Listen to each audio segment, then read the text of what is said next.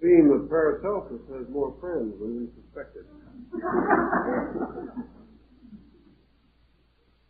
Due to the nature of the subject this evening, it will be necessary to consider this discussion and the one next week as two parts of a single theme. Actually, at this point, we enter into phases of the Paracelsian doctrine, which cannot be advanced rapidly. There are so many particular and peculiar meanings to the terms which he uses that it is absolutely necessary to build a certain amount of background. We have to know how he thought and why he thought before we can hope to integrate his ideas in terms of modern knowledge. We mentioned earlier that Paracelsus traveled extensively, gaining a great deal of his knowledge from so-called primitive sources, from uneducated, simple people who had long practiced the most rudimentary policies and theories of therapy. We should, however, also somewhat amend this because of another important consideration. When Paracelsus died, the survey of his estate indicated that he owned only 4 books. One of these was the Bible. The second was a commentary on the Bible. The third was a collection of early sermons. And the fourth was a handwritten manuscript on medicine. This was his total collection. When he dictated his various essays to Paracelsus, or one of his other followers, he used no notes and never made reference to a source. In explaining his own policy and their changing from the established rule of the day, he brought out one of the basic concepts of his teaching, namely that knowledge is derived in 2 ways, or rather that the pursuit of knowledge is advanced by a 2-fold method, the elements of which are completely interdependent. In our present terminology, we can say that these 2 parts of method are intuition and experience. To Paracelsus, these can never be divided from each other. The purpose of intuition is to reveal certain ideas, which are then tested and proven by experience. Experience, in turn, reveals certain matters, which transferred to the intuitional faculties become the impulses to further growth and development. Paracelsus regarded either of these separated from the other to be a disaster. Intuition without experience could lead into the most abstruse and abstract spheres without censorship or direction. Experience without intuition could never be fruitful. For fruitfulness comes not from the things done, but from the overtones of understanding which accompany the doing of things. Also, experience is meaningless unless there is within man a power capable of evaluating it. This evaluating factor, if absent, caused the individual or permitted the individual to pass through all kinds of experiences and either not to interpret them at all, or else to misinterpret them. So Paracelsus gives us this power which he calls the equivalent of intuition. And he explains more and more about the meaning of this term as he understands it. How can man have intuition? How is it possible for him to apperceive that which is not obvious or apparent? How may he come to certain inward realization of truth without the assistance of the so-called rational faculties? According to Paracelsus, intuition was the result of the existence in nature of a mysterious substance or essence, not in itself essentially a principle, but a life force. He gave this many names. For our purposes, perhaps the simplest of his terms will be appropriate. He compared it to light. Now, according to him, there are two kinds of light. A visible radiance, which we call brightness, and an invisible radiance, which we call darkness. Darkness and light have no essential difference. There is a dark light which appears luminous to the soul and dark to the body. There is a visible physical radiance which seems bright to the senses, but may be dark to the soul. Thus light is a twofold being, quality, or substance. He uses these terms so interchangeably that we are forced to recognize that he considers light as of the nature of being in its total existence. Light not only contains the power or the energy necessary to support visible things. The invisible part of light supports the invisible powers and functions of man, particularly intuition. Intuition, therefore, is the capacity of the individual to become attuned to the hidden side of light. Now, when he uses the term light, he implies much more than such radiance as may come from the sun or from a lantern or a candle. To him, light is the perfect symbol, emblem, or figure of total well-being. Light to him caused health. Invisible light caused wisdom. And as the light of the body gives strength and energy and inspires growth and development, so the light of the soul gives understanding. The light of the mind gives wisdom. And the light of the spirit bestows truth. Therefore, truth and wisdom and understanding and health are all aspects of one thing. What health is to the body, morality is to the emotions, virtue to the soul, wisdom to the mind, reality to the spirit.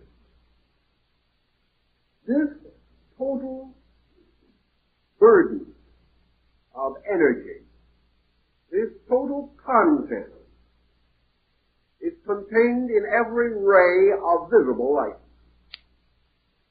For this ray is only a manifestation upon one level or plane of the total mystery of light. Therefore, Paracelsus tells us that when we look at a thing, we see either its objective, physical form, or we apperceive its light. Everything that lives in light. Everything that exists radiates light. All things derive their life from light. And this light, in its root, is life itself. Now, because there is a spiritual light, and an emotional, a mental, a vital, and a physical light, man perceiving things may see them either according to their outward nature or according to their inward nature. Man perceives outward things by his own outward senses, and he perceives inward things by his inward senses. Thus Paracelsus tells us that the heart has eyes as well as the body. The mind has ears. All of the internal parts of man have equivalent senses of cognition. To each one of these natures, a message can be conveyed. And this message comes either from light, which is the source of the energy which conveys, or the message can come from the works of light upon any level or plane. In the case of the physical world, the works of light are epitomized in nature, and man sees nature because of the light which shines upon it. Man sees the life of nature because of the light which shines within it. Therefore, by observation, we behold things lighted. By intuition, we behold things self-luminous. We behold, therefore, intuitively, the true inner light of all creatures. And outwardly, we see only the reflection of light upon creatures, by which they are visible to our sight. And the same is true in general of all the sensory perceptions, inasmuch as all perceptions, not the eyes alone, depend upon light. In this he might differ from the moderns, but when we understand his meaning of light as containing the total impact of life upon creation, he is dealing with an energy or a principle beyond what we generally think of today. Perhaps in a way, this Paracelsian concept of light corresponds with the mana of the natives of the Polynesian group, a mysterious spiritual nourishment, a universal sustaining power. And this again would correspond with the Iroquois Indian term orenda. Orenda is the light in things, flowing out and causing us to apperceive qualities not immediately available to sensory analysis. Thus we can see the shape of things, their colors, their numbers, and their arrangement by the reflected light of nature. But we perceive the qualities of things, their goodness, their beauty, their integrity, and we sense a certain affinity or an antipathy because of our own intuitive reaction to the radiant energy of these other things. Thus we come to know their appearances by visible light, their natures and substances by invisible light. This invisible light, of which the visible part is merely a shadow or reflection, arises in the invisible source of light in the solar system, which is the spiritual or original sun. Paracelsus, following the Neoplatonists and some other early mystics, was of the opinion that there were three suns in the solar system. One physical, one astral, or belonging to the psychic sphere, and one spiritual. And these three suns bestow the life of the world according to their own nature. As Paracelsus says, as the light of the physical sun warms and reveals the body, so the light of the psychic sun, or the astral sun, reveals and nourishes the structure of the soul.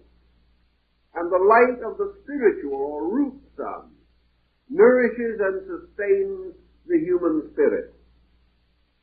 These suns, therefore, become the basis of certain qualifications within light energy.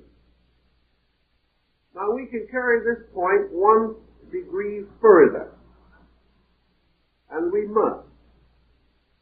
We learn, therefore, from him, from Paracelsus, that the universe in totality is suspended in an infinite extent of spiritual light. That all things that have an existence exist within this light, which permeates space, and mingling with the spiritual light of other suns and other cosmic centers, permeates all existence.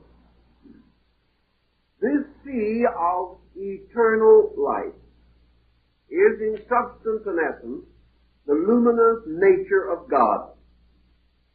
And we can go back to the Pythagorean definition, which says that deity is an infinite being, whose body is composed of the substance of light, and whose soul is composed of the substance of truth. Truth, therefore, is a kind of light, for when it shines, another kind of darkness is dissipated. And truth is to the darkness of ignorance what the sun is to the darkness of night.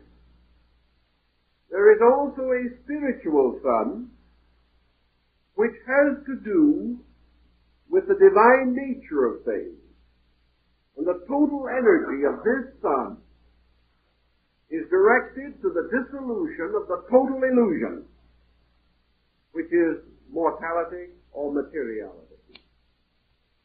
Thus, the spiritual sun is forever dissipating the kind of darkness which we call death and mortality. The psychic sun is forever dissipating the darkness which we call ignorance. And the physical sun is forever dissipating the darkness which we call crystallization. And these, therefore, represent positive forces working upon negatives, or the depletion or deprivation of themselves. We again gain from the Neoplatonists a useful definition, which he, Paracelsus, made use of, namely that matter is the least degree of light. Darkness is the least degree of light. Truth is the least degree of ignorance. And reality is the least degree of illusion. All things are progressively departing from the source of light. And as they depart, they lose their immediate participation in the fullness of light. And all creatures differ due to their proximities to one of the three great centers of light: spiritual, psychical, material. Having thus a universe of total light, Paracelsus is confronted with one of the oldest dilemmas that there are. how does that which is eternally and inevitably unconditioned enter into a state of condition or separateness? How does it happen that one life, in itself a total existence, can therefore become differentiated into kinds of life? And why are these kinds of life in various associations, benevolent or not benevolent, with each other in the composition of created things? Paracelsus solved this problem by recourse to Gnosticism, a system or doctrine of emanation. He recognized that things in themselves, always alike, change their qualities by their relationships, although as individual or separate things they have no differences. Kepler brings this out in his astronomical theory, and it more or less comes to Paracelsus in the same way. For example, we have in the solar system a group of invariable factors, these factors being the planets. Now, Paracelsus had a certain affinity for the idea of astrologia as distinctive from astronomia. But we will in a moment try to explain his position on this also. First, however, we know that the planets composing the solar system, and believed by the ancients to exercise certain influences, never depart from the solar system. Therefore, that their influences, as they move through their orbit, should be continuously the same. And the total nature of the solar system never in itself changing, or at least not in appreciable time that we can measure. Whatever energies emanate from it and converge upon any part of it should be forever the same. But they are not.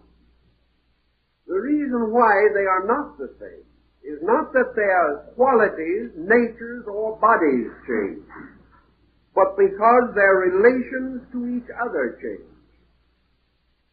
Therefore, out of the motions or mutations of these bodies, patterns are formed, resulting in degrees of balance and unbalance, and bringing these bodies into different associations with each other. A simple example, of course, is the phenomenon of the seasons on the earth. The earth may appear to pass through winter and summer while under the rays of the same sun. It is not that the sun actually departs. It is that the angle of its rays to the earth changes, in this way causing the seasons. Thus, the sun remains the same, the earth remains the same, but the climate changes due to relationship. Now, Paracelsus said that in the universe, all mutations of energy are due to relationship, and not to the actual alteration of any energy itself. He also denied the existence of antipathical energy. Therefore, he did not believe in the existence of evil energy. He did not believe, for example, in a death energy. He did not believe in an evil power or a destructive force. He believed, however, that certain mutations or relationships between energy foci were of benevolence to one thing, and other relationships of special benevolence to other things, and that therefore, to something, all energy is benevolent. But because of the mutation in the energy field, no energy is equally benevolent to all things at all times. Thus we may have depletion of energy. And wherever there is depletion of energy, energy appears to become malefic.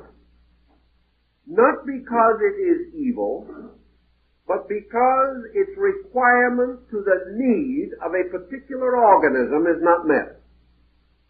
At the same time, however, it may be performing a useful service to some other organism.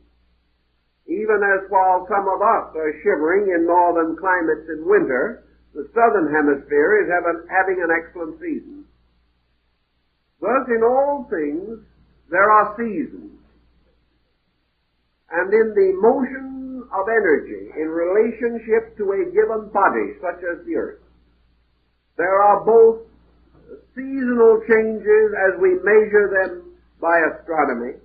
There are psychic changes, which we measure by psychic content, and which Plato refers to in his discussion of the great Platonic year as the seasons of fertility and sterility in nature. In this way, Paracelsus maintains the principle of essential good, and at the same time permits one universe, one power, one nature to assume various appearances, as these appearances may relate to the life and structures of creatures. In this same study, then, we now come upon this great problem of energy. We come upon the mysterious circumstance of man, who is, so to say, constantly immersed in light, even though at night he does not see it, till his earth is bathed in some part thereof. This earth existing within a field of light, which is not denied by the alternation of day and night. He is also existing within a sea of psychic light, and also in a sea of spiritual light. And these energies constantly surround him, interpenetrate him at all times. Man can never be further from or nearer to any essential principle necessary to his survival. The only change or mutation which nature supports is that nature itself is more abundant in certain energies at certain times, and is deficient in these energies at certain other times. And Paracelsus, with the skill of observation, pointed out that such seasonal circumstances are noted by animals. Thus, for example, in certain climates, animals hibernate in those seasons when the necessities of existence are not available. Others, living in other parts of the world in more temperate climates, follow the example of the squirrel, who, recognizing intuitively or instinctively that it must prepare for a barren season, stores up its food in advance in order that it may not have deficiency. Paracelsus points out that nature, in relation to man, is not less provident than to squirrels, beavers, and birds. Therefore, that not only does man instinctively store up certain produce when necessary, in order to maintain his sustenance during non-productive seasons, he also possesses within himself reservoirs wherein he can store up psychic and spiritual energy against the great cyclic mutations of nature. Thus man is able to exist for some time, while energies are at their ebb, he is able to survive numerous mutations of the world because he has a structure somewhat reminiscent of a storage battery in which he can gather and conserve certain resources. And from the description which he gives us, it might be inferred that Paracelsus is referring in part at least to the endocrine chain within the body. That these glands, or rather their magnetic fields, are important as means of storing and regulating the distribution of energy. If, however, man depletes resources more rapidly, and this depletion occurs at times when the restorational energies are less available, he may find himself in a serious state of fatigue, exhaustion, or devitalization. Now, we mentioned that he also uses certain common terms in a different way from that with which we are commonly acquainted. He uses the word anatomia, or anatomy. But he tells us that he is not referring to the structure of the human body. By anatomy, Paracelsus says he means the total constitution of man. And that anatomy, which does not include the study of the soul and the spirit, has no right to say that it deals with the construction of man. That anatomy is also the study of the invisible organs of the body and the invisible systems which are behind the visible or material structure. By physiologia, or physiology, he says he means the total function of man. Not merely the function of the material parts of the body, but the function of life through the body, the function of mind through the body, the function of consciousness in itself and through the faculties. By astronomia, Paracelsus tells us that he is not dealing primarily with the solar system as we know it, but that true astronomy is the study of the anatomy of the body of God. And that astronomy involves not only the whole physical nature of the solar system, but all of the invisible forces and principles from which the system is suspended, and without the reality and existence of which the solar system itself could not either exist or continue. By astrologia, in the same thinking, Paracelsus says he does not mean merely the interpretation of the effects of planets upon life. Rather, he means the psychology of universal energy. Paracelsus said he did not believe that any planet exercised a good or evil influence, but that in the compound of human beings, the psychic fields of energy could be sympathetic or antipathical, according to mutation, and that the planet merely reflected one power, and therefore only through their mutation could their effects seem good or bad. Phenomenally, they might appear to be so and might actually prove to be so. But this is not because they exist to produce good and evil in the world. They produce only their natural mutation. Now this brings us to the next point, which is a very interesting one. not long ago, someone wrote us a letter and asked me to do research on the mark of Cain. So, this might seem to be a very easy subject, because it was said that God placed a mark upon the forehead of Cain, that all men might know him. And later in the commentaries, the old mystical commentaries of the Jews, it was said that Lamech, who was blind, had his arrow guided by his small son.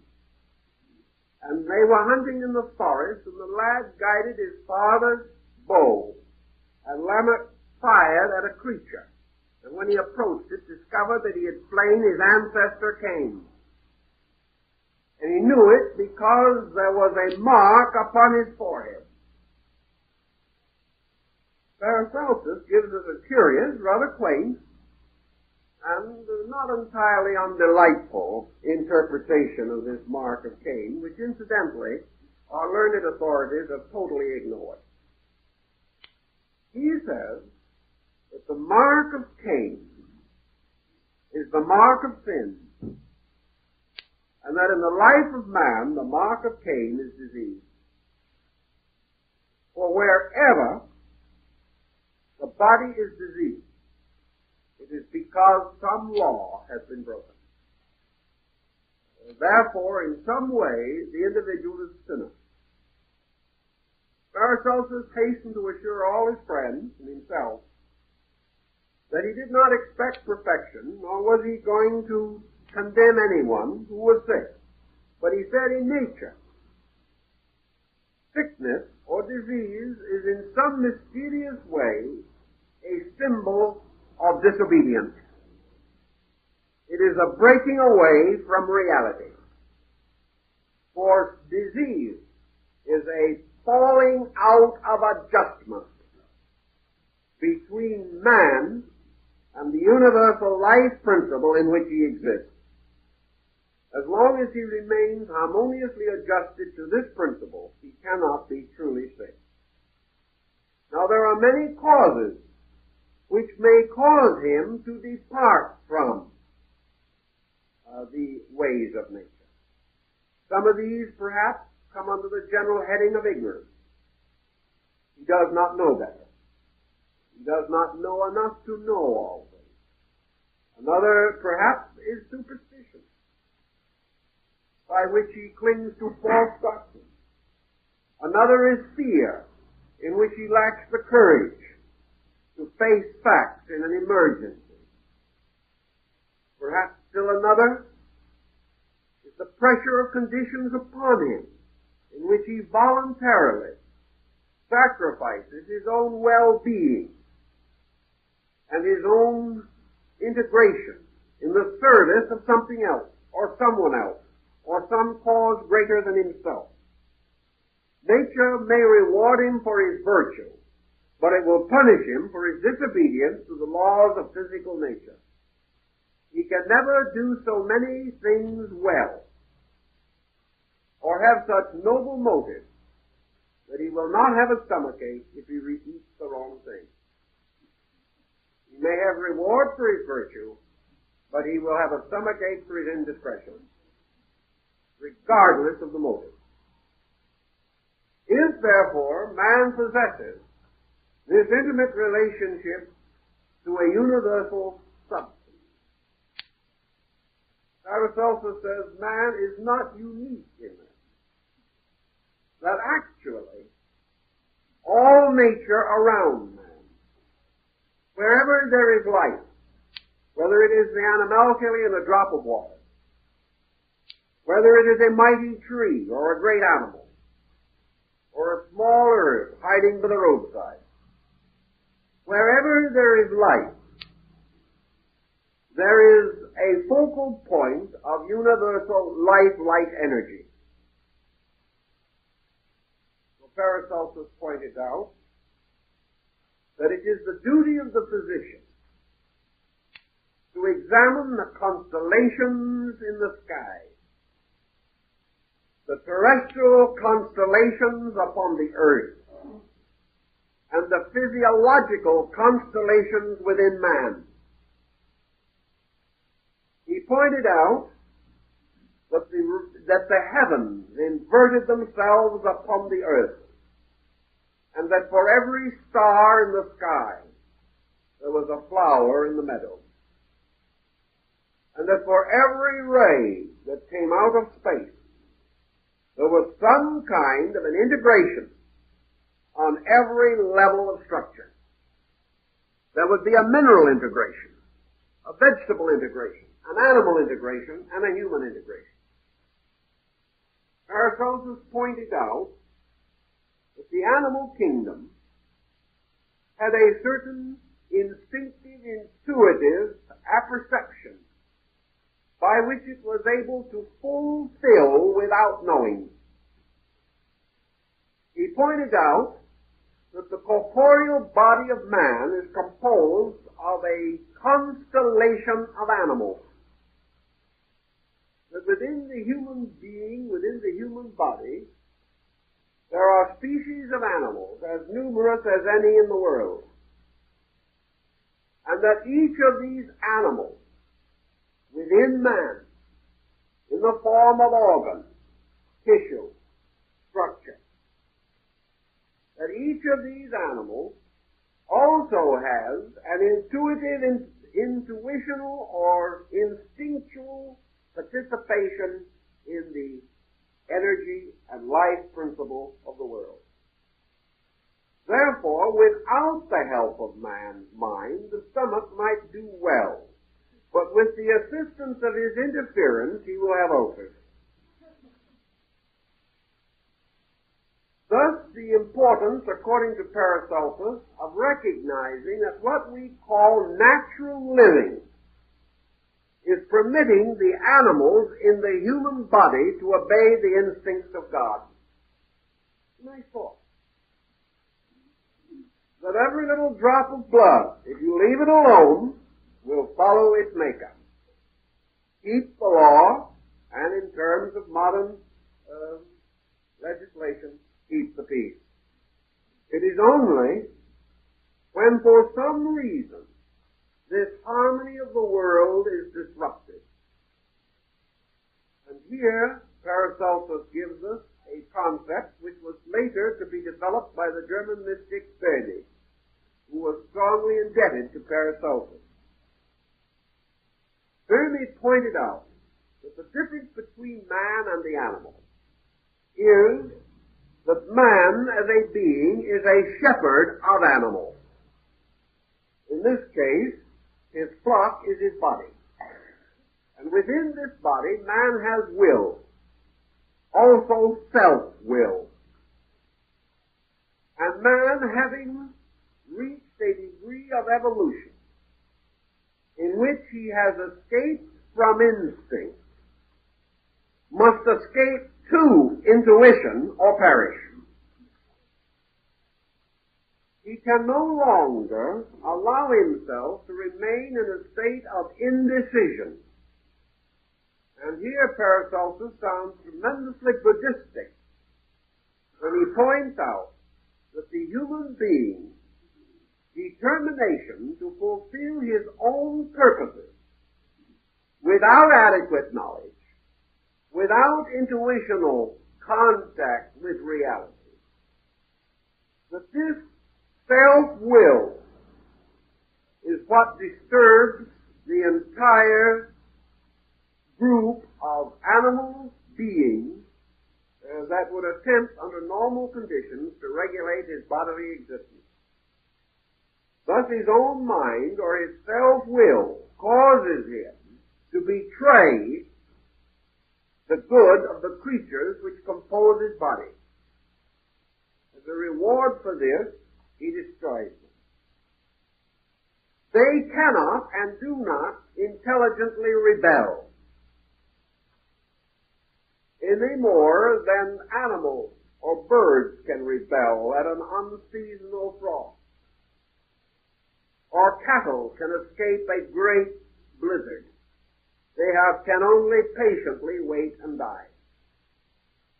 And in man, where the self-will or the mind imposes hopeless situations upon the bodily economy, the animals in man's sheepfold can only wait patiently, suffer, and die.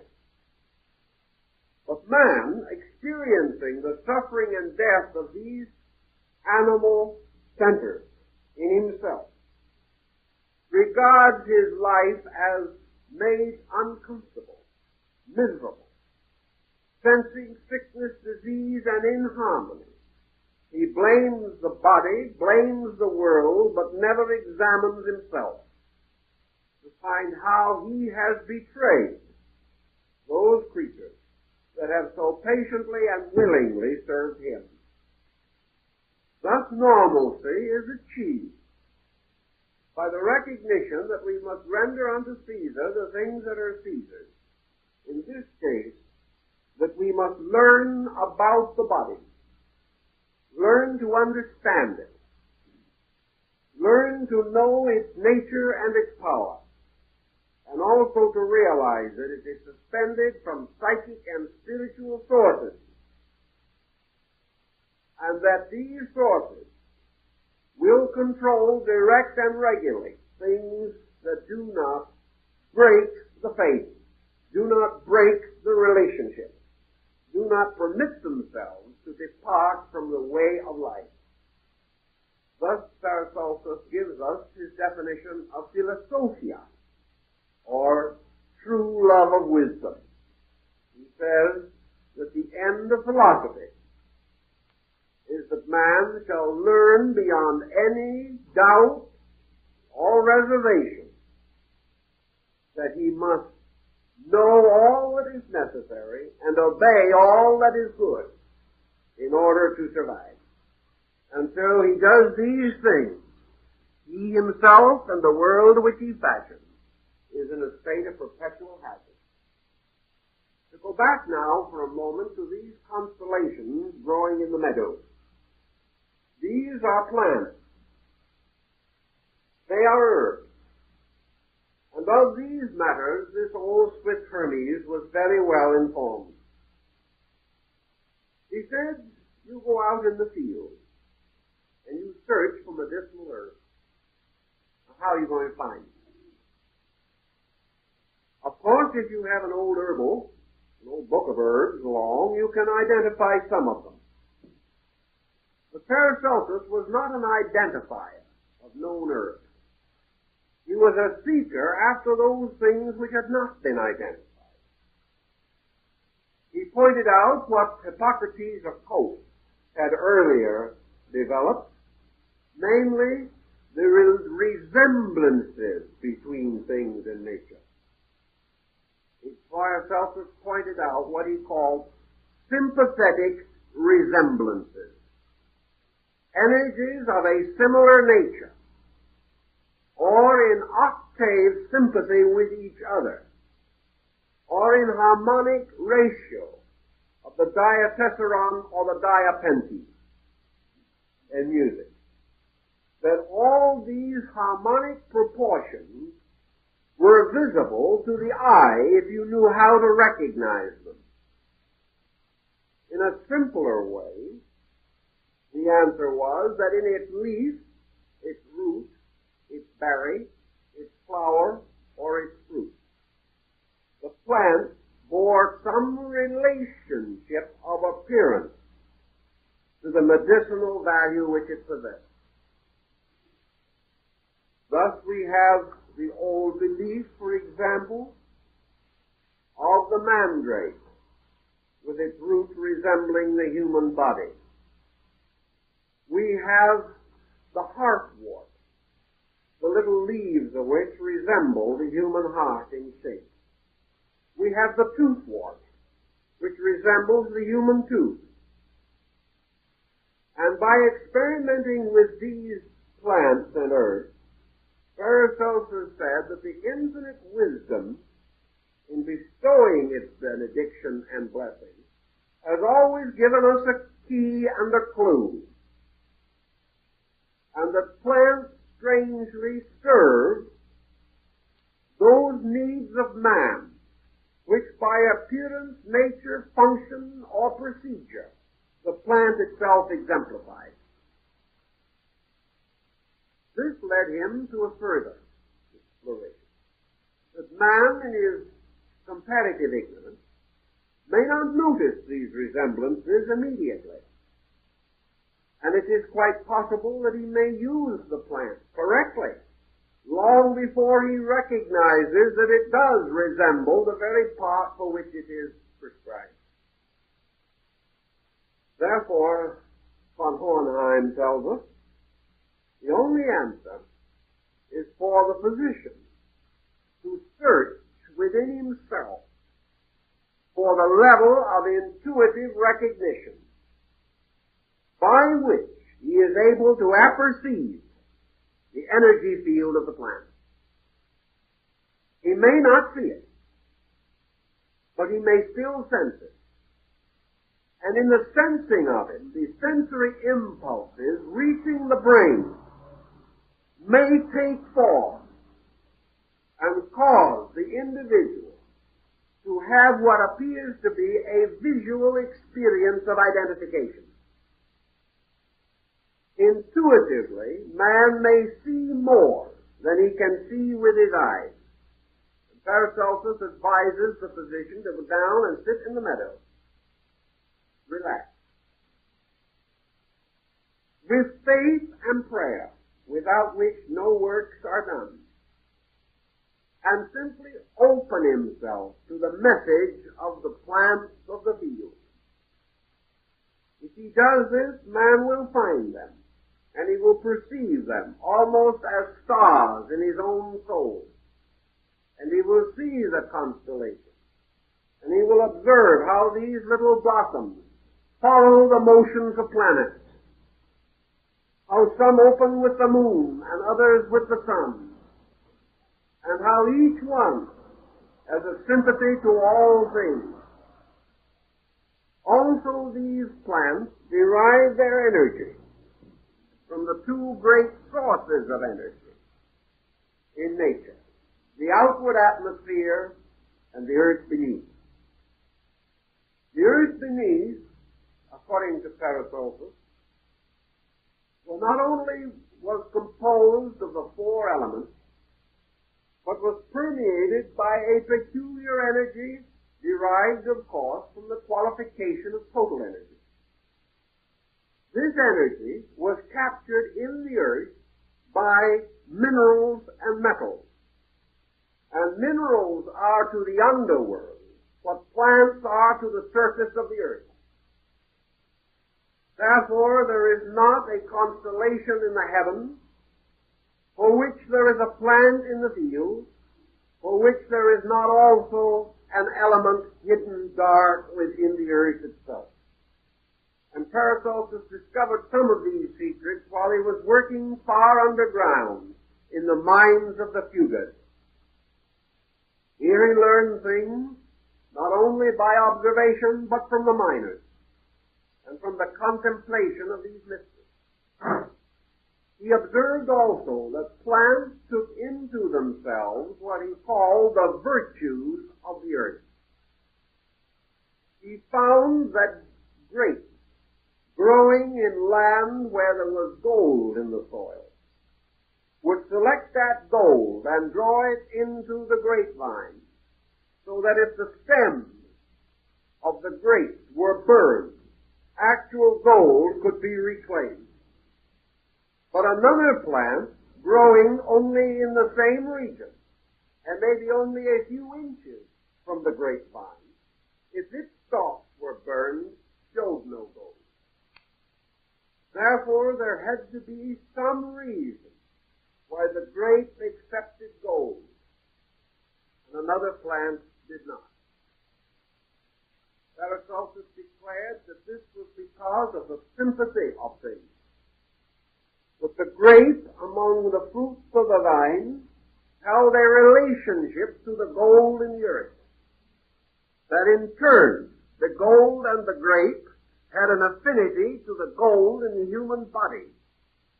And that this gold, in turn, had a particular sympathy for the human heart.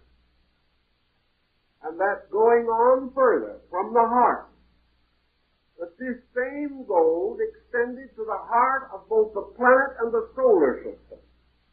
So the gold and the grape and the heart and the lion and the earth and the sun were all bound together like tuning forks of the same pitch, each belonging in its own kingdom, but each sustained by the equivalent of a specialized energy field. Recent experiments have been made with the use of meteoric ions in the treatment of disease. And these have indicated that the Paracelsian concept of astronomical ions was not entirely without virtue.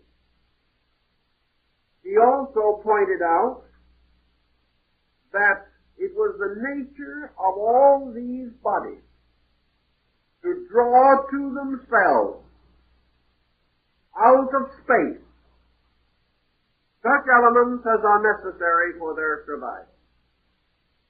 He likewise made the statement that a mineral, while to our perception incapable of essential change, that minerals are born, grow, and decrease or age, and finally die. And he gave the example of the growth of gold, which has been known to increase itself 7 or 8 times without investment, merely in a tightly sealed vessel exposed to certain rays. The growth of this gold causes it to appear like a lichen or moss, and to cast off of itself tiny projections resembling blades of grass. Thus gold, when brought into contact with the growth element on its own plane, will expand and increase. Thus, the summary point of this particular approach is to the effect that all things in themselves act as catalysts, and that they are constantly drawing their nutrition from the tremendous potential fullness of what we might even term space itself. Paracelsus agrees very largely with Hindu philosophy, where he declared that the most unsuspected source of all things is space. That while we are busy with the objects floating in space and trying to explore them, we are gaining the lesser end, for it is what we term vacuum, emptiness, the total absence of any known material or physical element that is the total and complete density. What we call matter is a great degree of solidity. What we call space is an absolute degree of density. Are not necessary to man, nor useful to him except under certain conditions. But now we have found that even the poison of the rattlesnake has use if we know what to do with it. Thus all so-called useless things, says Paracelsus, are merely things the uses for which are unknown. There is nothing useful, because nothing can exist except it be sustained by life. Life sustains nothing useless. And the life in no thing can be considered useless or worthless. It has a purpose. And he evolved one of his great medical theories to the effect that there is a remedy in nature for every inharmony of the human flesh, and that the great tendency of man is to overlook the remedy because it is too obvious and too simple. If he would use his intuiting power rather than his analytical power, he might have solved his problems ages ago. He has forgotten that the mastery of science lies in the intuitive apperception of the principles behind science, not merely the continuous and repetition experimentation on a single plane of approach. If then there is an energy for everything, and there is only one energy, basic, this energy is like the mysterious blood of the Messiah, the mysterious blood that was forever moving in the sangreal, the blood of life, the blood of the sun, the life upon which all things exist. Paracelsus therefore says all energy, in any and all of its forms, is essentially sacred. It is sacred because no human being can actually control it. The only way the individual can participate in it is by controlling himself, not the energy. Also, that there is no energy of any kind that is not a direct manifestation of the power of God. Thus, all things live upon deity and within deity, and all energy have therefore a divine reason for existence. And they are all manifestations of this one total energy, which is the root of all. Nutrition is actually the possibility of moving energy from one organism to another of compatible nature. This means that in some way a magnetic focus has to be established. Energy derived from food is not derived from the substance, but from the compound energy focus behind the food. Take, for example, a simple thing like a grain of wheat. To us, this is simply a seed. We call it the staff of life. But this grain of wheat is understood in the Paracelsian manner is also a universe. It is composed of an infinite number of smaller parts, coming very close to the electronic theory or the atomic theory. Each of these parts is different, and the arrangement which they form together and the sympathetic focus which is set up in them causes them to be weak and locks within them the power of this wheat to come from an appearance of death to an appearance of life, so that a handful of wheat found clasped in the mummified hand of an Egyptian pharaoh and buried in his tomb for 4,000 years, when planted in the ground, grew. It could not grow, however, until the suitable situation was provided. This suitability, Paracelsus greatly emphasized. All remedies operate only within fields of suitability.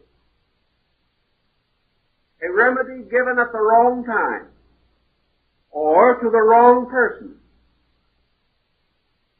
though categorically correct, may fail. There must be suitability. And suitability means that there must be a capacity to receive the energy itself. when the wheat is made into bread and the bread is eaten, it is not the body of the wheat that nourishes. We now talk about the wheat germ and the oil from the wheat germ, and how much more powerful these are than the chaff and the flesh of the wheat. If we go still further, Paracelsus said, these are all refinements. But the nutritional unit in the grain of wheat is totally invisible. Is totally incapable of being analyzed or examined. The only way we can ever know it is when we capture it in a medium. And perhaps up to the present moment, from a nutritional standpoint, one of the most powerful mediums we have captured wheat energy in is the oil. This will be consistent, because in alchemy, oil is always the most important of all media. Oil is the alchemical substance which comes nearest to capturing life. Thus the spiritual mystery of life in the sacraments of ancient times. These sacraments consisted of anointing the head with oil. And this was used to preserve the descent of the prophets, the descent of the kings, and the apostolic succession in the Christian church. The anointing of oil was the carrying of the Spirit. Thus oil becomes a subtle medium. And many things are contained most subtly and sensitively in their oils, or in their elixirs, as Paracelsus called them, or in their essence, as the attar of roses, in which the greatest power of the energy of the rose is held. This is therefore adulterated many times in the making of perfumery. So the problem of nutrition was, according to Paracelsus, several-fold. He was not, however, convinced that the separation of the energy unit from its formal structure was entirely suitable to man. He said, when you are feeding this mysterious sublimated substance, which has already passed through a great refinement or alchemical digestion, that certain energies are lost in this process. Therefore, if these energies are too subtle, there is no hay left for the horses. In your body, you have all these animals and plants. The plant requires good soil and fertilizer, which is supplied by one part of the grain. The animal requires another standard of nutrition, which is supplied by something else. And the inner life of man requires the essence, or the substance, in order to survive.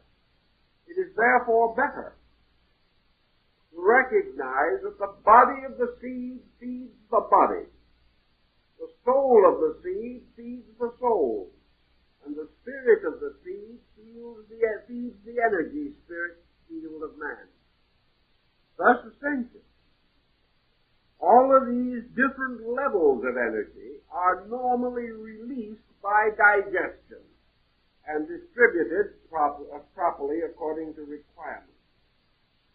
If we modify or change the elements before they are accepted into the body, some part of ourselves or our domesticated menagerie goes without.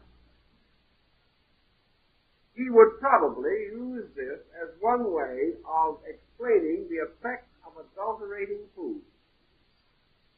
That in process of adulteration, or in the process of various over-refinements of food products, there is danger to the system because of the destruction of the balance of the nutritional energy field of the food itself. Man, as a living being, lives upon life, not upon death. He lives not upon the flesh of animals, but upon an essence or an energy. He lives not upon the poor, tired carcass of a carrot. He lives upon energy.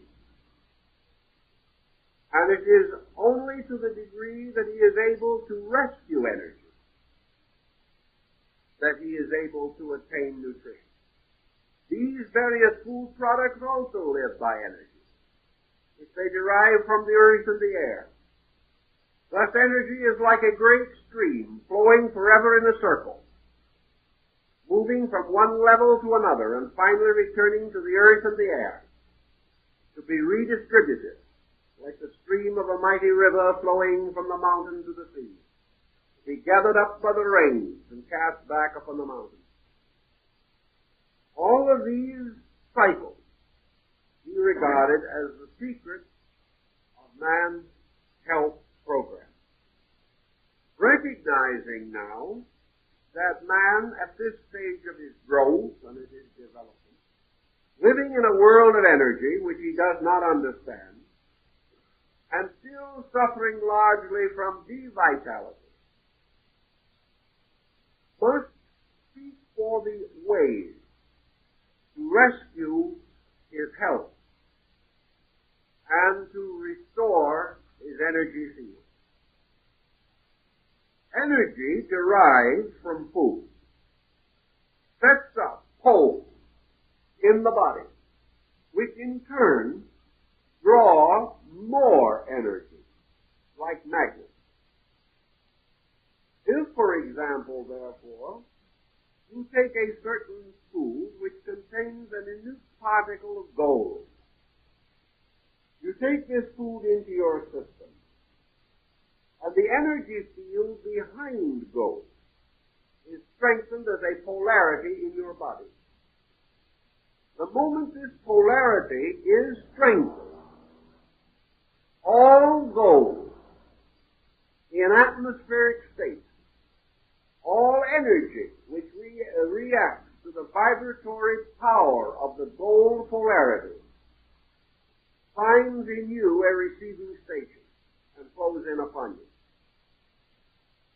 Therefore, the maintenance of the chemical elements within the body, although many of these elements exist only in very minute quantities, the maintenance and balance of these poles, this maintenance ensures man's rapport with the total energy field around him. The depletion of a mineral polarity in the body will result in man refusing or rejecting or failing to take to himself the energy from space around him relating to this pole. If, therefore, the pole of iron is weakened in himself, he will not accept iron from light, from the sun ray, from the air he breathes, or from pure cosmic space.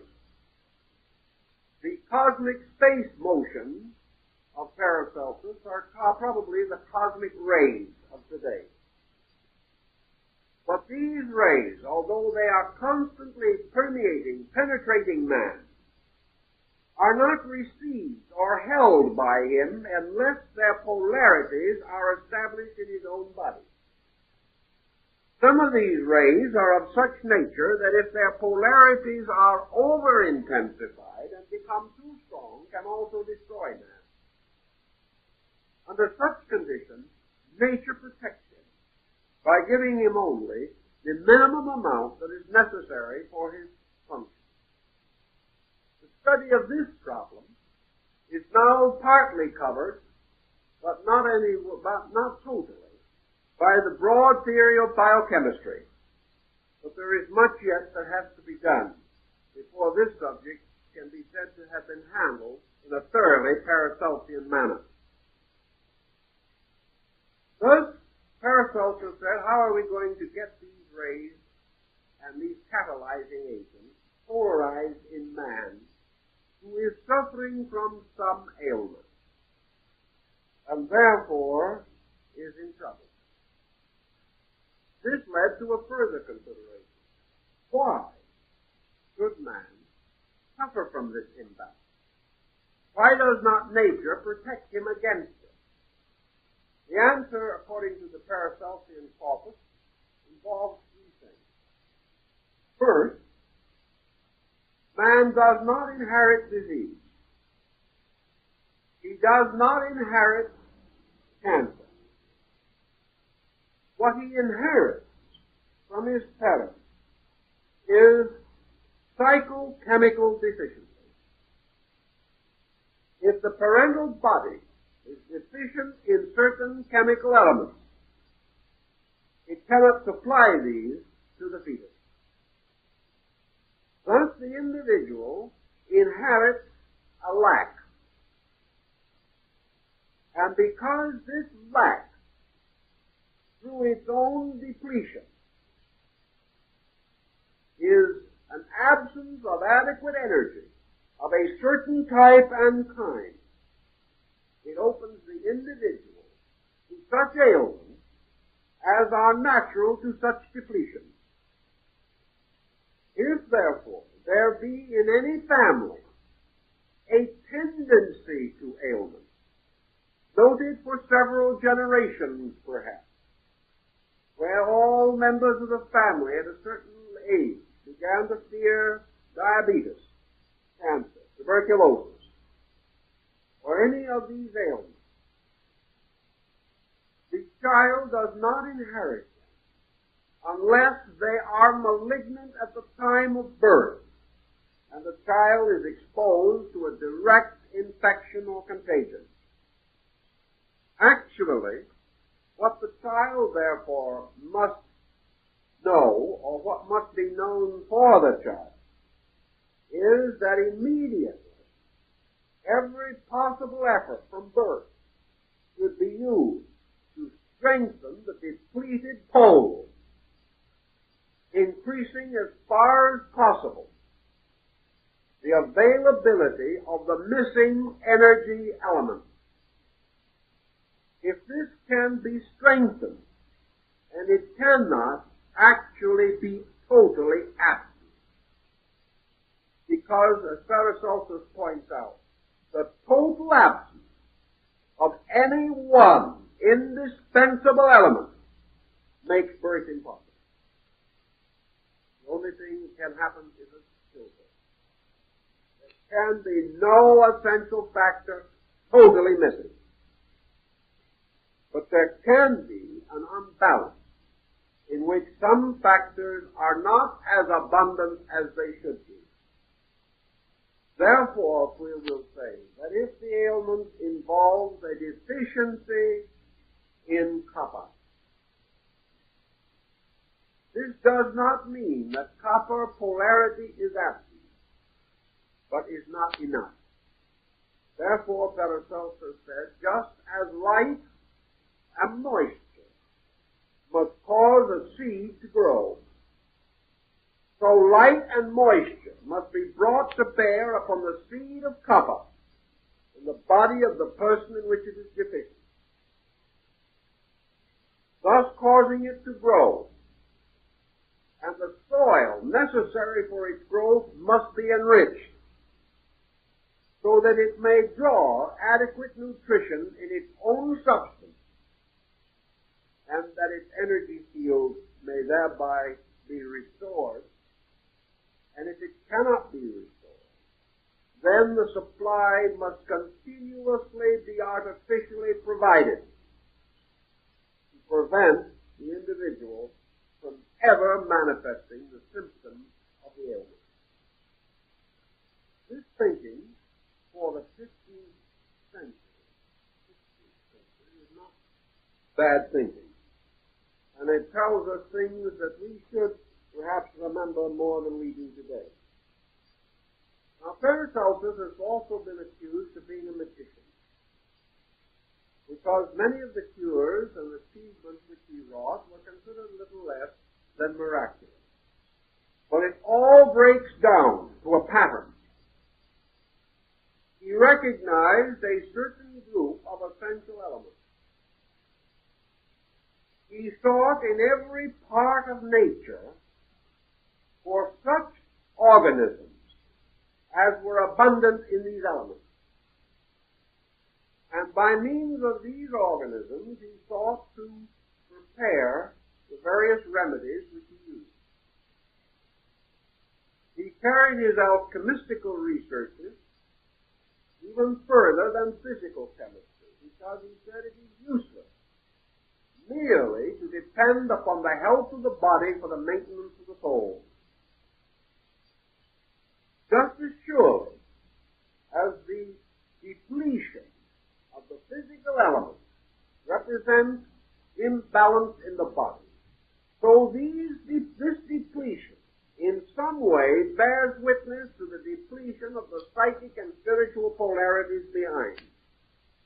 These must also be built, restored, and corrected.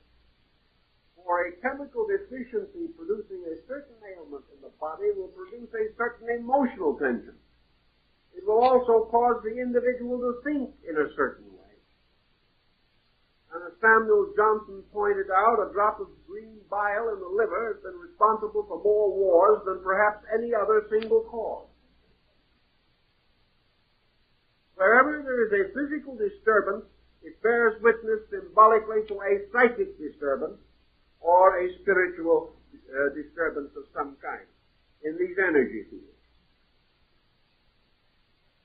As a magician, Paracelsus attempted to take pure substances carefully prepared, and apply them where the deficiencies existed. He did not depend totally upon, for instance, physical gold. He knew that gold had an affinity to the heart. He knew that the magnetic field of gold carried a powerful heart stimulant and regulator. But this was not enough. Even if the physical heart of man could be brought back to reasonable normalcy, there were other things to be considered, namely the psychic field behind. For in most instances, these depletions run through an entire chain of vehicles or through an entire group of processes. So Paracelsus said the next thing we must do is strengthen the gold. We must make the gold more versatile. Because actually, gold has a meaning to birds and plants. It has a meaning to the magnetic field of the earth.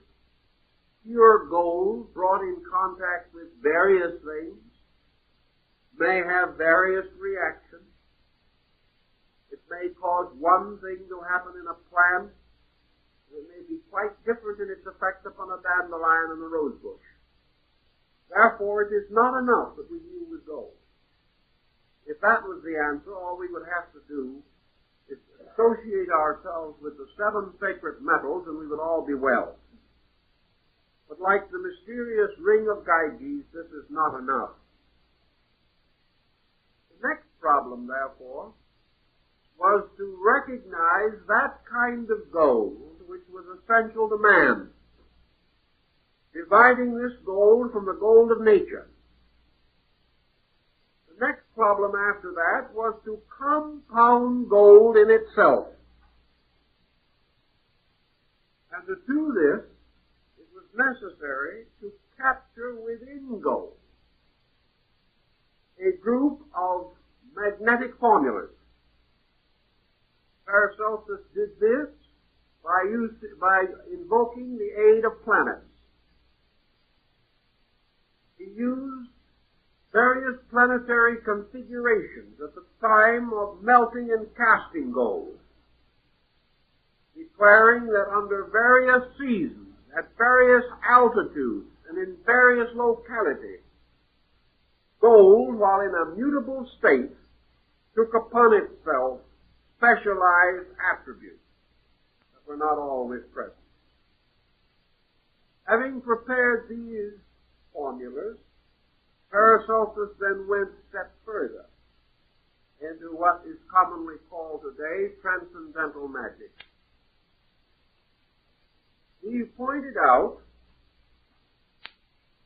the Egyptian belief that every symmetrical solid, that is, the geometrical forms which form symmetrical bodies, that each one of them had a therapeutic power. This therapy being the capturing of energy in line, that form and the design of form captured and held energy. Therefore, that a picture of an energy carried a certain reaction of that energy with it. Some years ago, I made a number of experiments with the Paracelsian concept of primary form, using sensitive electrical equipment to determine the radioactive result of energy forms. We observed that a person looking at a cube measured a certain degree of energy. And when this same person looked at a sphere, the energy rate changed.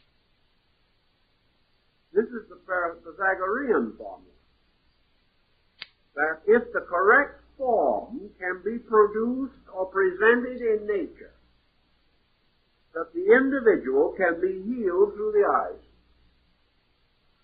That order, mathematical sequence, proportion, design, color, arrangement, and sound, all can be equally therapeutic. The great art is to distinguish clearly which of these tones exaggerates and which minimizes the activity of energy fields on various levels. Paracelsus then took his soul, which he had carefully mutated. He then inscribed upon it a certain form, perhaps one of the symmetrical solids. He then also captured upon it a group of sounds through words, much as the mantrams of the East or the sacred syllables upon the petals of the Buddhist lotus. He held that not only were these figures, letters, designs, and sacred tracings important because of their sound equivalence, but because the individual seeing letters thought words in his own mind. When he saw a certain word spelled out, he did not have to speak it. In his own mind, that word took living quality and was interpreted as an idea. Combining all of these elements together, Paracelsus fashioned talismans,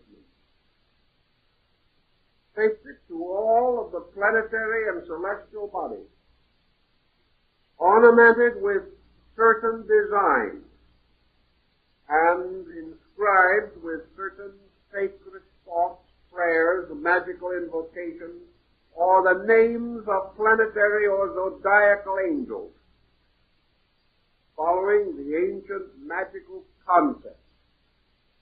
It has come again from the Gnosis and from the Syrian mystery.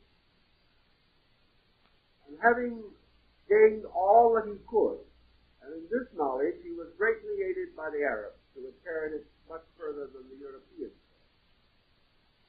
He then placed this carefully prepared talisman or medallion upon the body of the sufferer, in the area where the disturbance was, or where the pull of that disturbance could reasonably be assumed to be.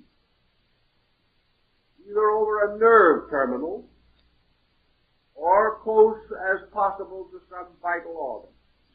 He bound it there or held it there in various ways, declaring that this medallion, this talisman, this thing which was not different from a sacred relic of religion, essentially, having been duly and properly prepared according to an exact knowledge of universal procedure, this became a catalyzing agent, becoming powerfully radiant and capable of bestowing supporting energy to the part of the body involved. He left several manuscript works dictated to his disciples relating to this phase of his energy study. But we cannot follow him too far at this point because it is only a fraction of the tremendous amount of reflection that he bestowed. His second concept was equally interesting, namely that almost all of the talismanic devices, including the geometrical forms, the harmonic chords, and the musical modes which were used in ancient times in religion and therapy, but nearly all of these had a certain and powerful success because of their reaction upon the human mind. Therefore, he came to the conclusion early that one of your most powerful gathering powers and distributing media is the mind itself. That the physician, knowing how to direct his own mental energy, can, through conformity with the laws of structure, stimulate or vitalize magnetic fields. He must, however, understand thoroughly how to condition this energy, how to bring it into that kind of energy necessary to assist the patient with a particular ailment. Paracelsus did not believe in simply the good thought method. He believed in the scientific directing of a conscious formula, just exactly as specifically considered as a pharmaceutical formula. Just as the doctor gave a written prescription to be filled, that the physician with his mind devised the prescription and then directed it by mental energy to the patient. That the patient could and would respond, finding temporary assistance over a crisis or a critical situation. In this same development of energy, Paracelsus pointed out that there were two very important factors that had to do with energy. One of these factors was faith. He acknowledged primarily and immediately that much healing was faith healing. But he said, do not for one moment suppose that faith healing is not scientific. It is not scientific usually for those participating in it. But if it was not a scientific fact in nature, it wouldn't work. In other words, it is a science that man has not discovered as a science. The miracle being the scientific fact unknown. Faith healing operates according to a distinct pattern of laws. The most important of these laws is that by means of faith, the individual becomes receptive. Faith, belief, these are equalizing and tranquilizing powers. Therefore, a little faith as good as a sleeping tablet. A little faith is better than a tranquilizing drug. The purpose of the drug is simply to break tension. And the most simple and natural way that man, in his intuitive idealism, has discovered to achieve this end is through the simple fact of faith. Under faith, he ceases to fight. Under faith, he becomes patient. Under faith, he has a natural believing. And under faith also, he places himself psychologically in the care of something other than himself, which is his most important contribution. The moment he stops taking care of himself, he gets well. The reason being that he does not know how to take care of himself, and hasn't the willpower to unfold a program and keep it. If, however, through faith he ceases disobeying, if through faith he no longer blocks the psychic field through tension and pressure, he becomes open and available to remedy of all kinds. Paracelsus said, when you take a medicine, the first duty of the medication, or the first need of the medication, is that it shall overcome the disposition of the patient. The man takes the pills and don't believe a word of it, but I'll take it anyway. You have to get over the disposition of the patient. Or you have to get past the indiscretions which his disposition are causing and thereby interfering with his health. So between the medication and the ailment is always the disposition of the patient. If through faith this disposition can be brought into a certain natural sanctity, a gentle and devout attitude, the medication, whatever it may be, can be more effective. And also the resistance of the body to the active principles of the magnetic field will be reduced. As most ailments begin primarily in tension, anything that will help to remove tension is therapeutic. Paracelsus also tells us the importance of prayer. He tells us, scientifically speaking, that prayer produces very much the same result as faith, except that faith is a receptive believing, whereas prayer is a more positive or objective statement of conviction.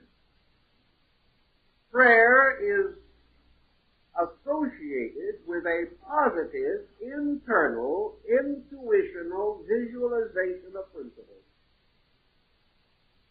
The individual in praying, either audibly or to himself, fashions actual words, states them, and souls them with a conviction, and in that way performs a simple, intimate, personal, religious action. It is obvious that the human mind is so constituted that it cannot hold several ideas simultaneously with the same intensity. The prayerful attitude, the prayer formula, the visualization in word and symbol of a strong belief,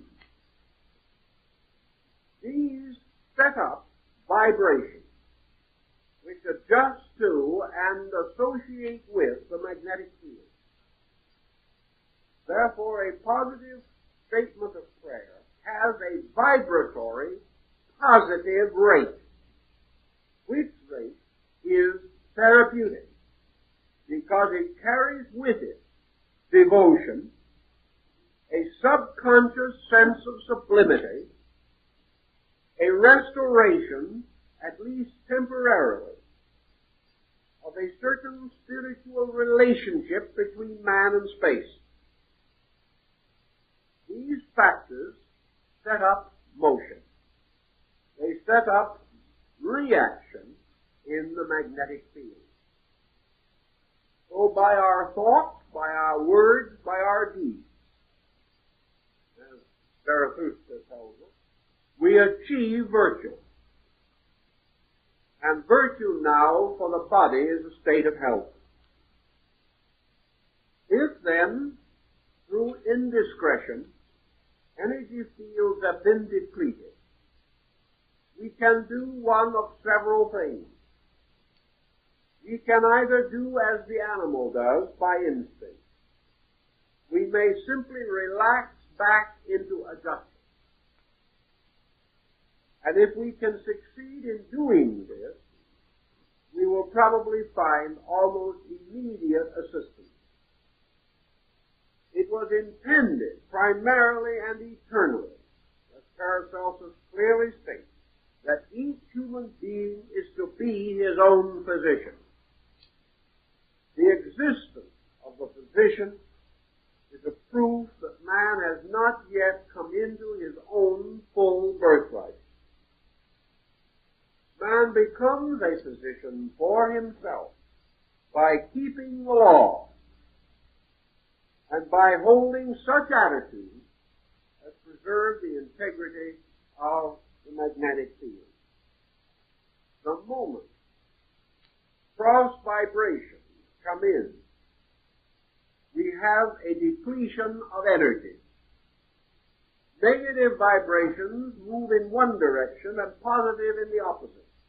These clashing neutralize or destroy each other's effectiveness temporarily, and the structure is damaged. Actually, no vibration of a negative nature can injure a positive vibration, because your positive vibration is true and can never be anything else. But the negative vibration set up in the compound constitution of man cuts him off from the positive vibration, thus leaves him incapable of responding to it, and therefore in a sickened or depleted state.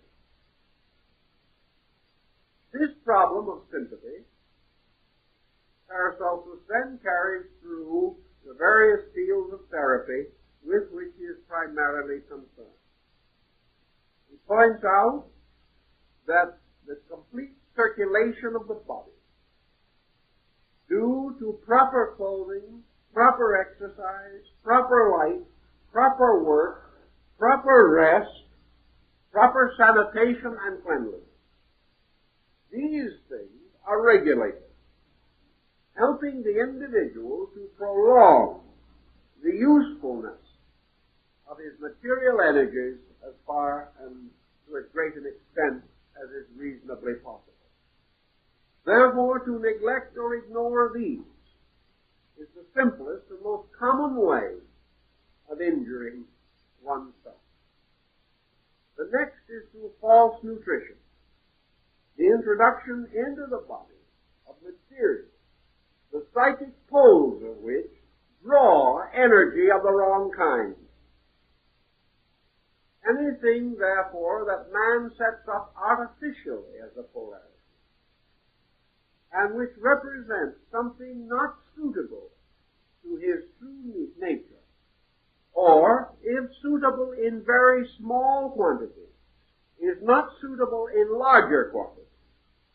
If such false polarities are established, then the individual may rapidly come under pressures from the energy field, which may be habit-forming or may result in the destruction of his natural human integration. The next point of great danger, of course, is that whenever tension, pressure, or stress have a tendency to reduce function, they attack first of all the great abdominal area of the body. The individual usually and except in comparatively rare cases, always dies first in the abdominal area. This means that it is through the disruption of the processes of assimilation and excretion that the backload of toxin is built up in the body. The abdominal aorta and the great abdominal plexi and ganglia are the ones that react almost immediately to tension and lock the entire process of assimilation and excretion. When this happens and the condition is not corrected, the body is poisoned. And this means that gradually the energy fields are broken away from the body. The links between energy and matter are so polluted that energy is no longer responsive to these polarities. The vibratory rates are lowered, and the body, gathering lower energy levels from its own lower rate of vibration, reduces its own function until finally it is no longer able to maintain itself. Thus, the problem of breaking tension and preventing obstruction. Wherever obstruction reaches to advanced a state, there is a corresponding local beginning of the process of death. This process of death is a localized disintegration. If this is permitted to go on, like the death of a finger and gangrene setting in, the whole body may ultimately be destroyed. Therefore, obstruction, anything which prevents the adequate flow of energy, must be watched with the greatest of care. This energy flow through the body is not by means of the physical nervous system, but by means of a vital etheric counterpart, which is called the vital vehicle. This vital counterpart carries within it the very tiny streams of energy. And where your arm goes to sleep, or something of that nature, through pressure, or through being placed in an unnatural position, this simply means that the etheric magnetic field has separated from the physical structure. Therefore, that the physical structure is temporarily without energy nutrition of a certain kind. All, of course, is not cut off, because all energy does not move in the etheric field. But it is cut off temporarily, and the return of this energy field, which must break through the skin now to return to its present or normal situation, causes the prickling that accompanies the awakening of a sleeping arm or leg. Paracelsus observed that in the case of the amputation of a limb, that the etheric part of the limb remaining with the person retained indefinitely a sympathy to the dismembered part. And he brings in a number of instances in which pain has been reported in an amputated arm or leg. Examination proved that when the arm or leg which had been cut off was buried somewhere, it had been put in a wooden box with the lid nailed on, and one of the nails had gone into the member. When the nail was removed from the amputated member, the pain in the living person's invisible arm stopped. Among interesting examples of that, unless we regard it as totally superstitious, is that exactly the same report is given to us by Lord Horatio Nelson, who said that he continued to feel pain in his own amputated arm for years. And on many occasions, when in the dark, had the complete feeling that he had the member. Thus, Paracelsus said, these magnetic fields have sympathy to each other. The difference between the etheric vehicle and the physical body is also of another kind, namely, that it does not mend itself from any scar or anything of that nature. The physical body will mend, but the etheric counterpart will retain the scar forever. And all scars on the body are due to the scars in the etheric field. If, however, the scar is removed by plastic surgery, it is not removed from the etheric equivalent. And those possessing any extrasensory perception can continue to see the scar after it is no longer visible. Paracelsus also pointed out that sharp instruments can injure the etheric part, even though they do not touch the physical body at all. And this gave rise to the idea of Digby's weapon saw, that an instrument which has pierced the etheric field of a human being like a sword and wounded him, that this sword will carry from that time on something of magnetic sympathy with the person it struck. The steel will take on the magnetic pole. Thus metals and substances become exchange polarities for vital and energy sympathies. And from this great concept of these related sympathies and how they could be adjusted to serve man, and how the human being could develop an entirely new concept of therapy by the association of his own body with other substances, would be the continuance of our discussion of this sympathetic theory, which now enters into the field of the mumia, or the mysterious substances derived from the dead, which are used to maintain the life of the living. And for these phases and the next step of this subject, as I told you, we'll have to wait until next year.